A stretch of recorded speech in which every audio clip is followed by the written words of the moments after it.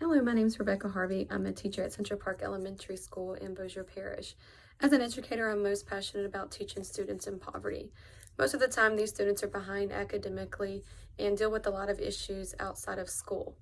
I try to create as many engaging activities as I can, allowing them many opportunities to have hands-on learning, discussions with each other, and engaging fun activities to keep them involved. You're about to watch a group of third grade students as they navigate through Unit 3, Environments and Survival from the Amplify curriculum. In this lesson, students will investigate how different structures can make it easier for animals to survive in their environments. They begin the lesson by observing a photograph of a fish fossil and determining how the traits that the fish has makes it easier for it to survive in its environment. In the next activity, students had snail data cards and they sorted them by the color traits. In doing this, students were able to discover that there was a variation in shell strengths. They learned that snails with yellow shells had weaker shell strengths than those with brown or branded shells. Prior to this lesson, students read a book called Mighty Mouths. In this book, students learned about various traits and how animals can use these traits to help them meet their needs and survive in different environments. They began to practice making inferences by examining an image of a skull from an extinct animal. This provided an opportunity for students to engage in the cross-cutting concepts of structure and function. Investigating this question: why are some organisms in a population more likely to survive than others in the environment? It's going to be your turn. You will observe the structure of the tail of this fish fossil that lived between 56 million and 34 million years ago. And then you're going to get a chance to record your observations. Observe the photograph of the fish fossil and pay careful attention to the structure of the tail. With your partner, discuss what you notice about the structure of the tail. As you pay attention to the structure of the tail, think about questions such as, is it long like a cat's tail? Is it sharp like a scorpion's tail? You want to make sure that you're describing the structure of the tail to help you make an inference about the function that the tail has that helps it survive in its environment. Like no, it looks like it's just so the stomach along the stomach tail. It's a fossil, and I think it is triangle. Well, we know it's triangle.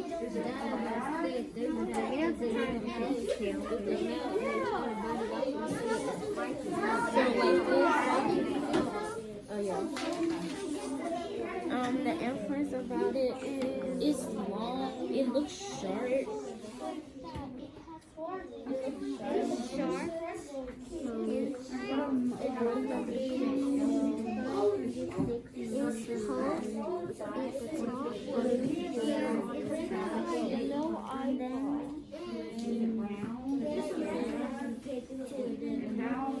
So that's why biggest one.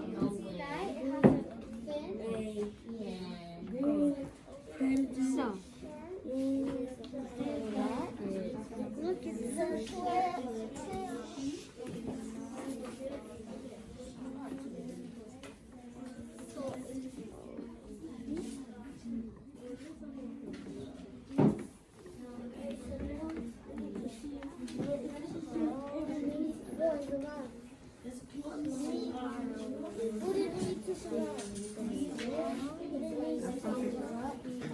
What you're going to do is you have data cards on your table. These cards have data sent by the engineering firm about grove snails living throughout Europe.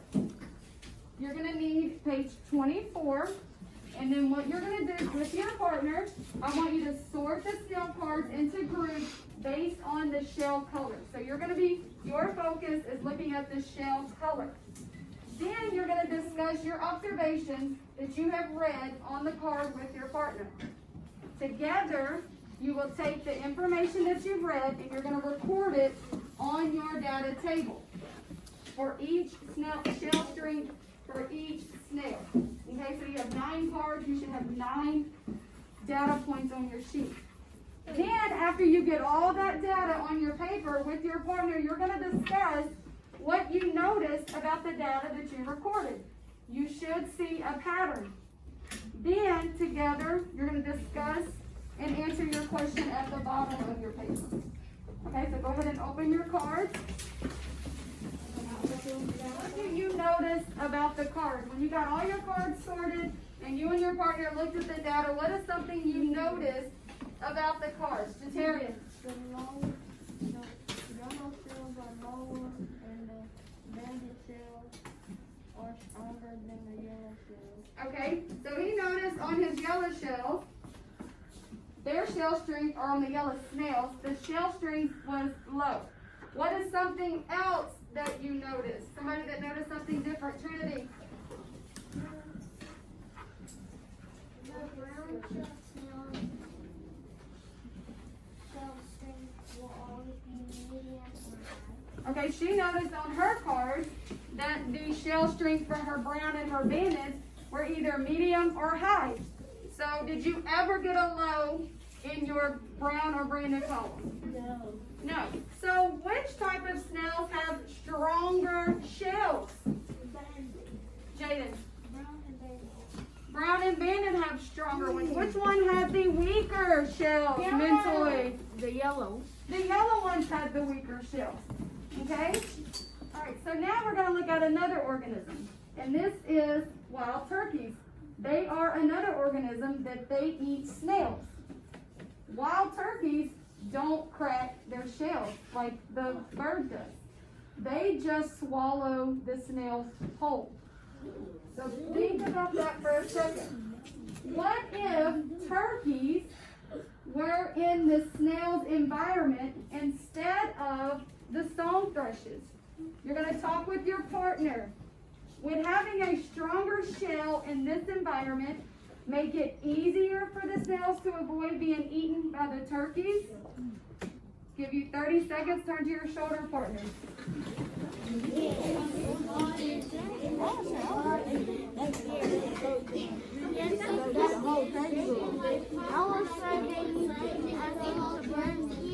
But like the turkey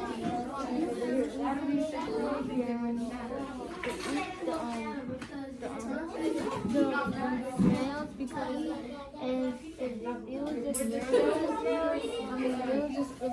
just regular snails, I mean if it was just regular snails, it will hurt the turkey because it's a regular. Snails being in the environment with wild turkeys instead of the song thrushes. We know that the song thrush catches the snails and bangs them against the rock to crack their shell. So we said that that would be an important feature of the structure.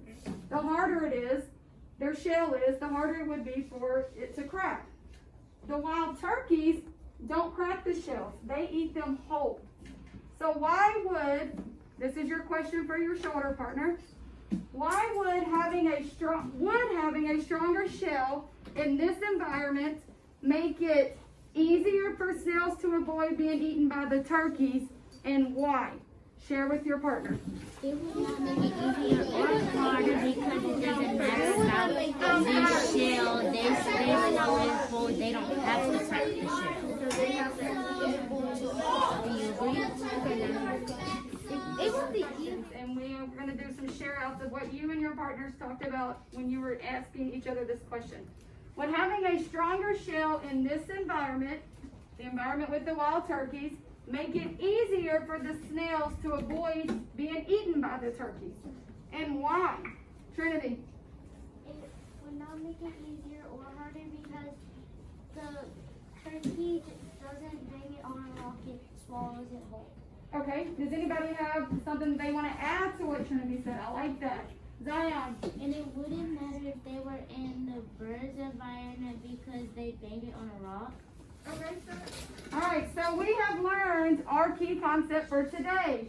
An organism's traits can make it easier or harder for the organism to meet its needs in its environment. Someone give me one way that an organism's traits can make it easier for it to meet its needs in the environment. Jordan. When the fish fin was flat and sideways, it helped the fish swim fast from its predators to catch prey. Yes. So having that flat tail helps the fish make it easier for it to survive because it could move faster. It could run away from predators faster. It could find its prey faster. So that's one good example, Jordan, of how an organism's traits can make it easier.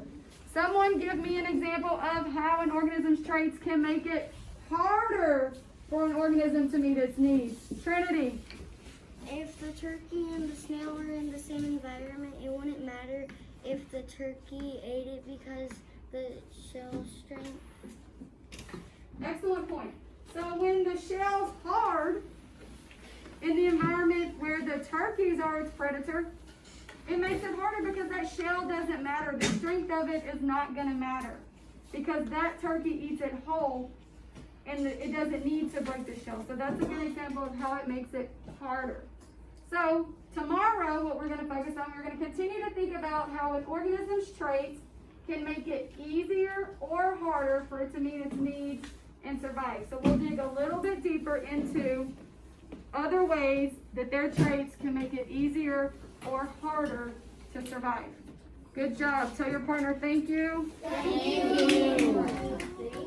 I do feel the overall objective was met. Students were able to give me examples of how different traits can make it easier or harder for animals to survive in their environments. If there was something I could do different, I would add more examples of making inferences. I feel this was still a struggle for students and they need more practice with it. In the future, we will continue to dig into how environments can affect an organism's ability to survive.